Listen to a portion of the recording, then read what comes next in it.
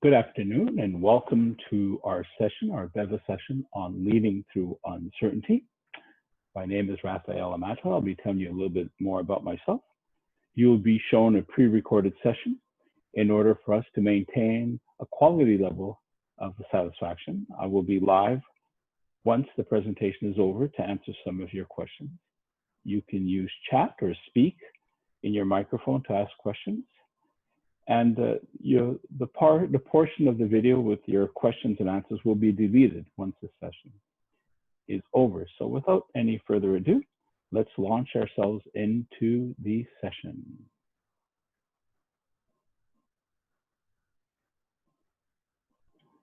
So the session is called Leading Through Uncertainty, and it's about leadership in turbulent times. And we can most definitely describe these times as turbulent times. And as you saw in the presentation, I have my pandemic beard. I've decided I would not shave until we're able to go out and interchange with each other in public. So this beard will stay on, and God knows how long it's going to get. So who am I?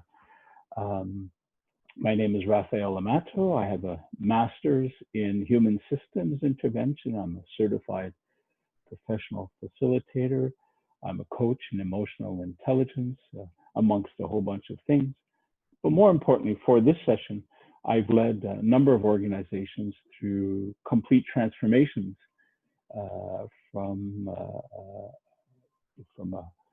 a building-based service to services in the community, institutional settings into community settings, and also a number of amalgamations. And so that's a little bit about who I am. My real sense is I'm Italian, so it's not my real name, Rafael. My real name is Raffaele. I don't use it, but that's a different reason because most people can't pronounce my name. So Rafael is fine. And my experience from home, my whole life has changed in the past little while. I was up in Iqaluit just a few days before they had the lockdown, and they weren't allowing people from the south here back up to Nunavut. And if you've noticed, Nunavut has no recorded cases, has had no cases of COVID-19. And since I've been working from home, so it's even just offering this webinar, while it's not a new experience, I am so used to being with everyone, it being a lot more interactive. So this is a whole new learning for me. Again, not new, but learning in terms of how to move ahead with this and how to be a support to people, particularly people who are in leadership. So there's a lot of challenges facing organizations and leaders today, and you could see that in terms of, I don't know if you think for a moment of the different changes, how COVID-19 has affected you personally and your organizations, but I would venture to say there's not been one business, not one factor of our business world and leadership that's not been affected by this COVID-19. And in essence, one of the most difficult things is particularly in uncertainty where we don't have any answers. And what happens if we just leave things to themselves, if we don't intervene? What's our role as leaders through this period of time, through when we don't have any answers? We're so used to leadership that provides answers and gives clear direction. And who can really meaningful set direction today? However, we also know that if we don't intervene as leaders, there's going to be a tremendous impact. So what can we do? What is really our role in this pandemic, in these times of uncertainty?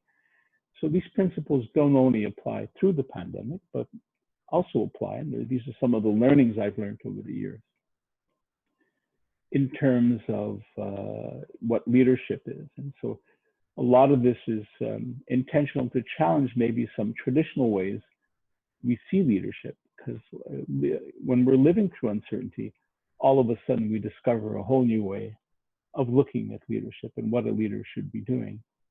So there's all kinds of changes occurring all of the time. You know, I think that you've probably lived that. You can also think about the kinds of organizations or services or support that you offer, or what kind of products you offer. And you just look back over the past number of years and how much globalization, when you think of communication, I don't know if you've had that experience. If you send an email and you don't get an answer within 24 hours, so we set standards. We're saying we tell our clients we're going to respond within 24, 48 hours. And I don't know if you've noticed that in the past little while, all of our standards have drastically changed. That communication has basically changed.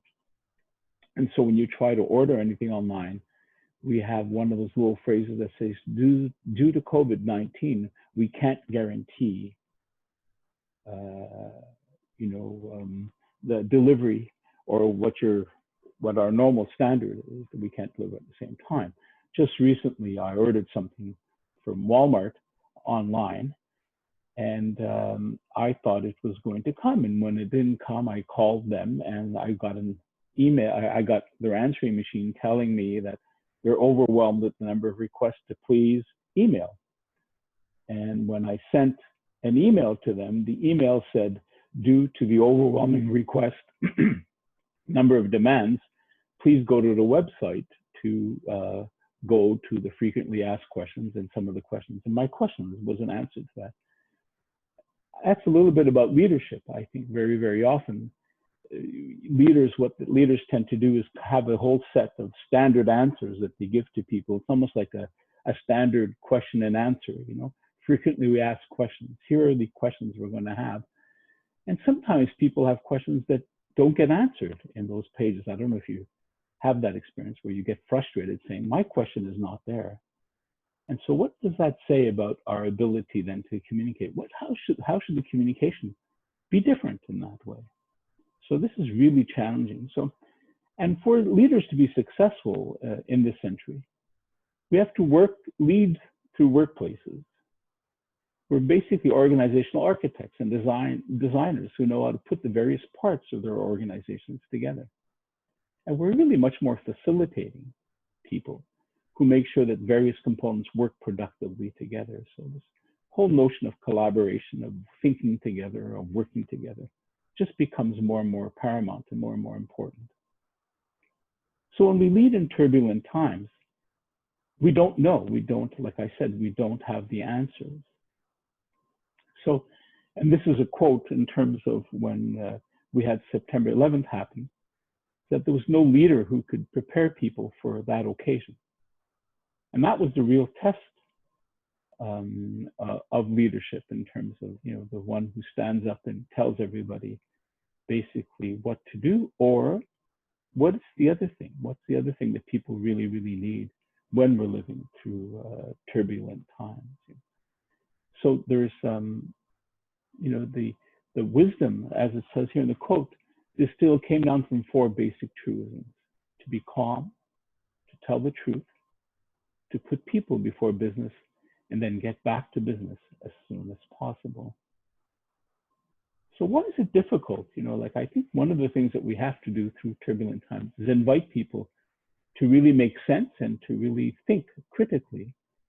And one of the biggest challenges we find is that in our workplaces is we don't really value thinking. We want answers and we don't want questions. We have a tendency to want solutions and quick closure. I don't know how many meetings I've been in when somebody proposes a problem and people jump quickly to the solution as opposed to taking some time to understand, why is this problem really occurring? We have a tendency not to tolerate diversity of thinking. It's very, very difficult to really, really accept other ways of thinking. And we see this more and more and more. There's a tendency to want to be open, but on the other hand, we really have difficulty and have a great deal of difficulty. So in terms of becoming defensive, we have little patience for thinking. And we pride ourselves on our practicality. We want people acting and not doing and not thinking.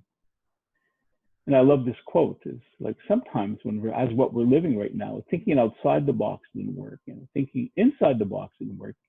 Maybe the box is defective. Maybe we need to rethink the way that we've organized ourselves, the way that we're working. And so there's a whole bunch of questions that are emerging in terms of, and I'm sure you have right now, is how are we going to go forward? I think some of the answer in this is to shift away, to move into teaching people how to think strategically as opposed to strategic planning, which allows us to adapt to a changing environment. What does strategic thinking do? It helps people make sense of what's going on and also make connections of things that they don't normally connect in terms of that. So strategic thinking is not about some cumbersome planning process to emerge with a big document. We're used to those, we have those big documents. But strategic thinking is about maintaining a sensitivity to changing conditions, an active mind, a willingness to think in a variety of ways, an avoidance of traps formed by, So how can we teach that to people? So the three fundamental questions in strategic thinking are, what seems to be happening? What possibilities do we face? And what are we going to do about it? And you notice it doesn't say just what the leaders are going to do about it. When we're leading through uncertainty, people have to make sense of what's going on. People have to generate possibilities themselves. People have to imagine. So we have to appeal to that part. And then it has to be a collective movement in terms of that. I don't know if any of you are meeting with your work colleagues, but you see that in the processes of working through our work colleagues, one of the things I really love is that we're actually taking time to think. When we're 20 people or 15 people on a screen, it's a bit awkward. So when we ask a question, we ask people to just take a bit of time to think.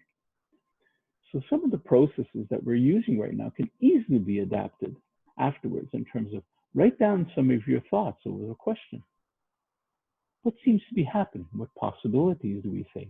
What are we going to do about it? And then we'll have a chance to share about it. And if you're an effective Zoom facilitator, you'll see that you ask everybody to share their ideas, and we get the best out of people out of that. So, and here's a bit of a challenge in terms of today. Inherent in most models of change is the notion that change is just a temporary interruption. We're going to get back to normal in a little while. So in this role, the leader's role is to kind of help people kind of, with all of the emotional reaction or all of the emotional stuff that comes through that, getting people talking about the vision about where we're going to be, and then getting people to kind of mobilize move towards that stability, to that new notion. So there, it's the role of the leader in the past was to help people live through the disruption to get to the new desired states. So there's many assumptions in this mental model, such as the vision is clear, we know where we're going. We have answers to the questions. Very different assumptions. It's the real leader to know things. And so one of the reasons why we're living through some of the difficulty is that we're trying to analyze the environment, trying to understand what's going on, with tools and processes designed for understanding a competitive environment instead of today's uncertain and turbulent environment. This is about as effective as using a candle to find your way in the middle of a 10-4 scale. We don't control what's happening. We can't estimate where we can be in 3 to 5 years. So what's a new way of kind of being in front of this? So we're starting to understand that given what we've lived in the recent past, what new ways can we look at change? What new ways can we say we can change things? And how can we communicate this with employees and to help them make sense of what's going on? One of the things is to tell people, I'll just give you an example. One of them is we used to tell people, just this is your role, don't worry about other people's roles, and just do your role. And now we're seeing through this challenge, your role is changing. And then we're faulting people if they're not adaptable. Well, what happens if we teach people how to be adaptable right from the beginning, saying this is your role for now, but as the environment, as things change around us, we're going to be asking you to adapt to that. So no longer are you trying to fit into the strategic plan that we've done, but you're part of the strategic thinking that adapts the plan and helps you develop skills to adapt it. So the key to the new way of planning is being able to adjust and redefine the path to the target as you go. People are successful in this type of environment when they are all involved in implementing their plans and staying actively adaptive. A sketch map of the immediate terrain is often best when you can manage along the way. Those who pay close attention to the terrain rather than relying on the map of how they succeeded in the past are most likely to succeed. Another shift is the shift in mindset. We tend to see ourselves as separate from the world and, as opposed to connected to the world. We see problems as caused by someone as opposed to something out there, to seeing how our own actions create the problems we experience. A learning organization is a place where people continually discover how they create their reality and how they can change it. So it's about relationships. And we're understanding more and more and more that the key to relationships is really, really key. So rather than just being professional with each other, as we have a tendency to do, and not like the people that you do, we always say to each other, we don't have to like the people that we have to do that, is you have to see that you're interconnected. You have to see that we rely on each other, that we need each other. So it isn't just about just forgetting about all of that emotional charge, but it really is about connecting to people and seeing how we're interconnected and working. I'd like to talk to you about Margaret Wheatley, who in my mind takes us through a number of really important principles for leading through uncertain times. She's a wonderful resource and a wonderful woman. I spent a number of weeks with her. And one of her first principles is to nourish a clear sense of organizational identity. When confusion sets in, people find the stability in the purpose of their organization, not in its plans. What we do doesn't change. Who we are, what our mandate, what our mission is, doesn't change. Our plans change. The way we deliver changes. The way we organize, where we're working from changes. But fundamentally, what we do does not change. Focus people on the bigger picture. When uncertainty sets in and raises everyone's level of anxiety, it is important to develop processes that enable people to take in and make sense of what's happening and see it from the different perspectives. Invite people to think that question of what's occurring for you. And even if it doesn't sound like it's really important, let each person speak. What's occurring for you? Because then what I can do as a leader is help you make sense of what's occurring. Demand honest, forthright communication. Providing people with a constant flow of communication and information is a sign of respect, as it allows them to respond intelligently. One of the things that I find really, really important is that people think, well, I don't have anything new to say. Let's not have any meeting. There's always something. People are constantly evolving. I don't know if you've noticed over the past 8-9 weeks, things have evolved. People feel differently this Monday than they did last Monday, starting to feel long. Those are important pieces of communication. New information is being kind of unearthed as we kind of go along, and so there's really, really things in terms of just asking people to be honest and forthright. Then prepare for the unknown. Invite and encourage people to engage in scenario planning for the future and develop a list of what ifs. This fosters individual and organizational preparedness. It's not so much everybody wants to have an answer, but when you start looking at that in terms of, well, if this occurs, this can happen. And if this occurs, this can happen. If the pandemic starts, if we start having control, if we have a vaccine, then this can happen. If we have some testing, then this can happen. Will we ever be able to get back to the office? Do we need to get back to the office? And what does that mean in terms of that? And as you start to know, you start getting into it, just taking an elevator is going to be really challenging. So what ifs? What do we do? How do we plan for those things? I'm sure everyone is probably thinking about that at one point. So keep meaning at the forefront. Making sense of what's going on is one of the most important motivators for human behavior. People need to make sense of what's occurring, of what will happen. And this I find really a rich one in terms of use rituals and symbols. All cultures around the world create rituals and use symbols to mark important events and passages. They are different from structures and therefore do not be created by the department. The role of the leader is to be aware and of them and foster their expression. When you get together on your Zoom calls or however way you're meeting, what are some of the rituals that you do? What are some of the fun things that you do just to establish here's how we greet each other before we start. Here's how we say goodbye to each other. Here are some of the things that we use in terms of to mark our passages.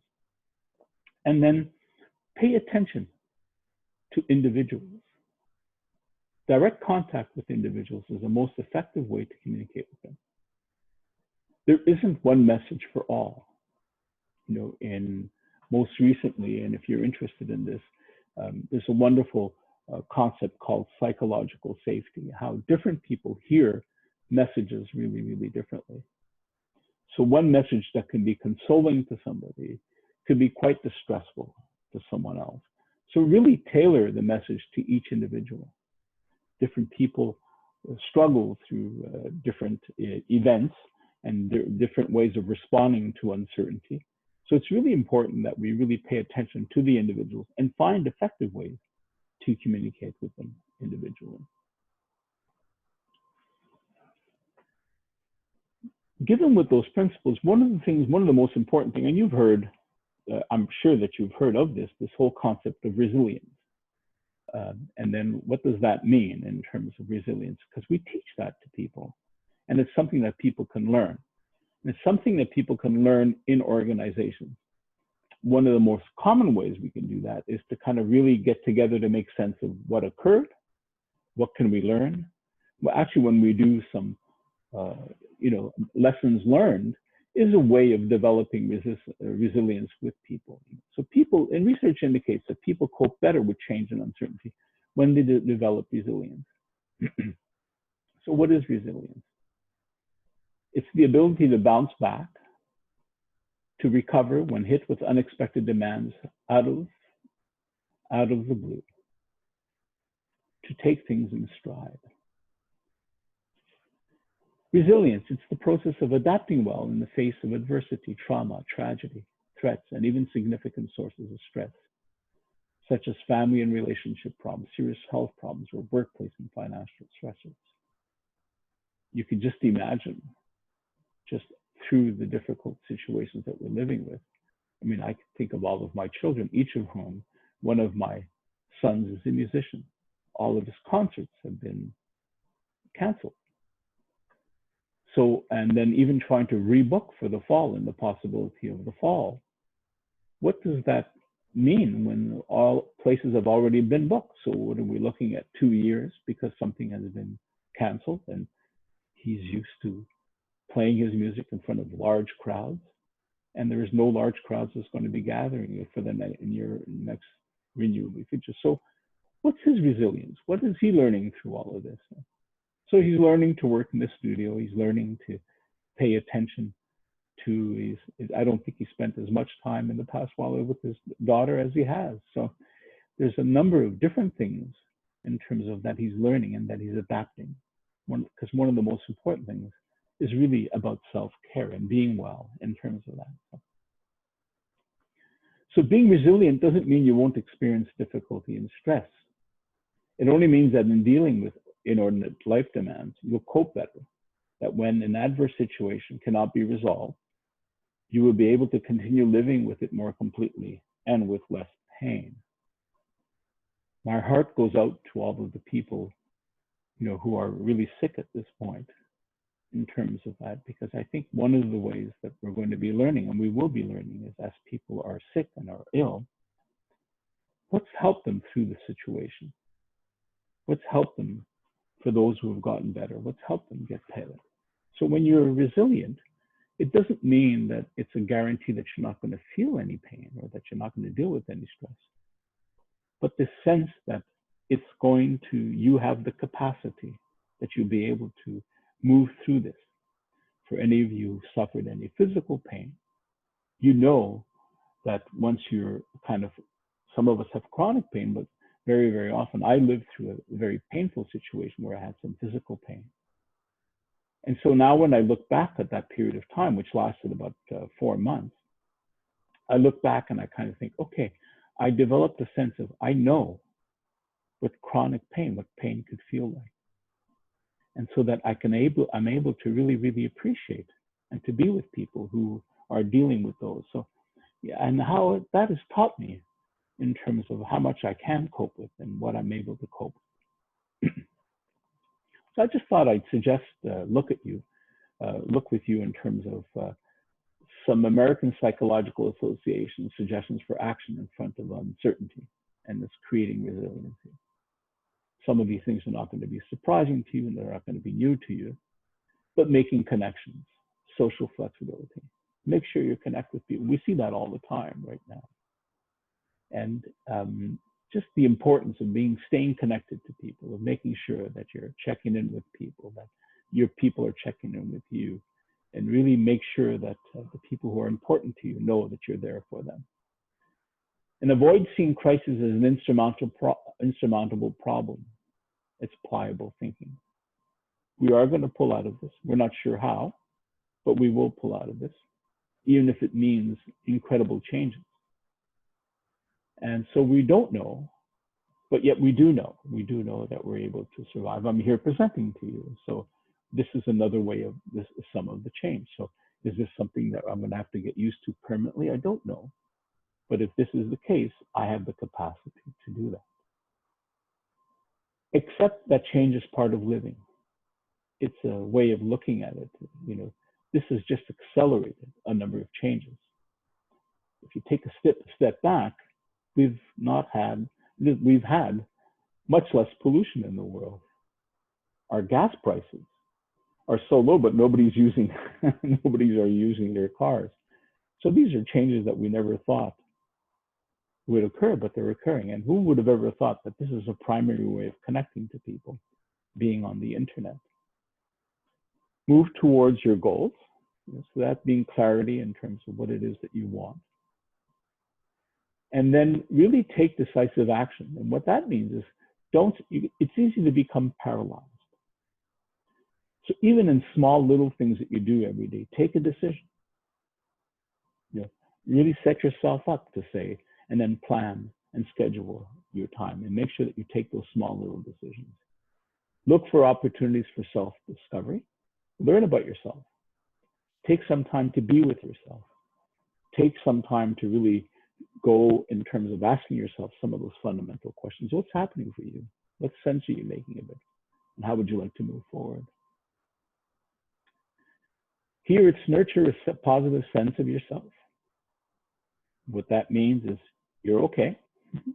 We will survive this. Keep things in a perspective. Maintain a hopeful outlook. It's very difficult and it's very, very easy to kind of give in to that darkness, that dark thought in terms of that. But how do I stay positive myself? So remember, this is about also my staying positive as a leader. And positive is not a false positive where I'm denying that people are struggling. I think that's really important. When we talk about being positive, it's really important that, because one of the things that I see is when somebody comes with something that they're struggling with. So you could see that we kind of got ended, we got cut off there, and I'll go back to sharing my screen with you.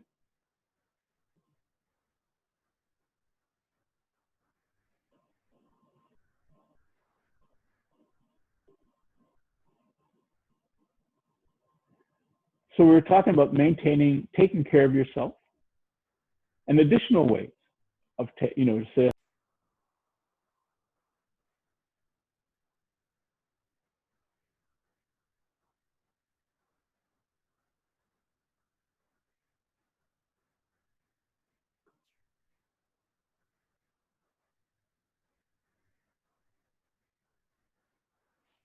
so we'll continue. We have a number of disruptions here.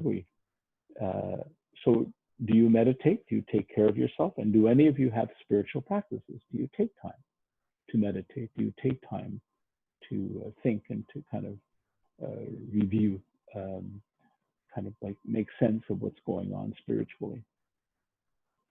Staying focused. What's your purpose? What's your role in your organization?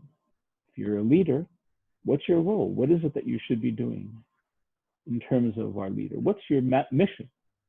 What's the fundamental aspect of what you're doing? So we talked before about pliable thinking.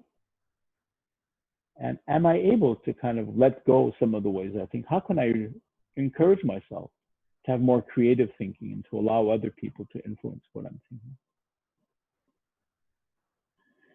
So resilient people recognize their interdependence with others, have strong social bonds so they can rely on, are able to form and maintain close relationships, recognize ways in which other people's skills can complement their own.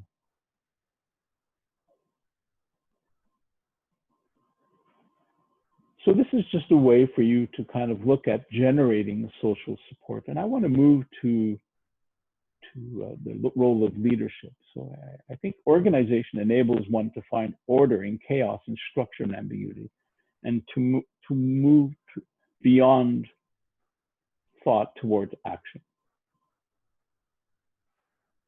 So learning from experience as a leader, in what ways can you look at your past experiences and learn from them in dealing with future events? So some key actions for managers: be relentlessly visible. Be passionate about who you are, what you do, and where you work. And communicate the good, the bad, and the ugly. Listen attentively and act. And here, this is going to be contrary, and I want to be sure that when we're talking about taking risks, it's about taking your personal risks, stepping outside of your comfort zone, and being able to lead in a different way. And be future driven. We don't know where the future is coming, but we've got to plan. We've got to think about what it is, even in terms of our uncertainty. So it's good to talk and even better to listen. Listen to what people have to say. Hold change processes reviews for formal feedback. Be prepared for some harsh criticism. So people, when they're living through very difficult emotions, will be hard. So one of the things that's really critical in terms of leadership is how to be well when somebody is being angry, frustrated, is expecting something that you're not delivering on, and how to hear that in a way of not getting into defensiveness or justification, and just to see that as a normal kind of reaction. People are quite stressed these days, and the stress is not coming from the leader. The stress is coming from the situation. So as a leader, my role is to hear beyond the personal stuff and to hear what's stressing the person, and then helping the person kind of manage that stress. And listen to informal comments and conversations. Be attentive to what people are saying, what things are being said about what's going on. And always make time for people. When they come to you for advice, you've made progress. Be attentive. Always make time for people. Tell them that you're available. Tell them that they can call you. Remember, when there's information gaps, when people are not answering in terms of some of the questions, there's going to be rumors. So, and rumors can fester and become toxic. And people will, I love this, will awfulize. And then what happens is we can easily get into conflict. So one of our roles is to perch rumors with facts. We don't know. So please, as you could see with the internet, with a lot of people hear things and then jump to conclusions, and really challenge that. Go back to facts. It's really important that we keep coming back to facts and challenging people with those facts.